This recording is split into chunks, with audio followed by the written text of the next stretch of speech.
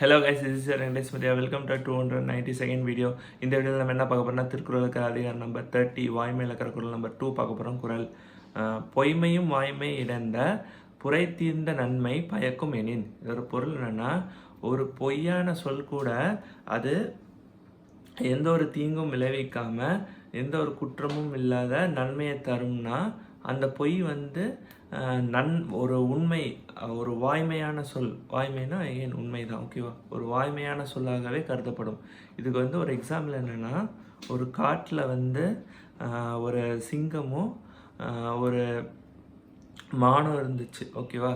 இப்போ மான் சிங்கம் துரத்துது மானை, அதை அடித்து சாப்பிட்ணுங்கிறதுக்காக.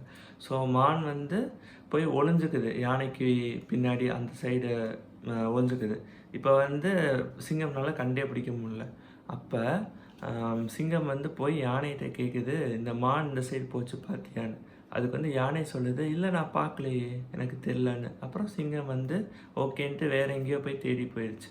ஸோ அந்த இடத்துல யானை ஒரு பொய் தான் சொல்லியிருக்கு, இந்த மாதிரி காணும்னு. பட் இனிவே அதுக்கு மான் எங்கே இருக்குன்னு தெரியும். பட் ஆனால் அந்த சொன்ன பொய் நன்மை தான் தந்திருக்கு மானுக்கு, ஓகே? அதோட உயிரை காப்பாற்றிருக்கு. ஸோ அந்த மாதிரி இடத்துல நம்ம ஒரு பொய் சொல்கிறது கூட நன்மையை தருமானா அந்த பொய் நல்ல வாய்மைன்னு தான் கருதப்படும், உண்மையான சொல் தான் கருதப்படும்.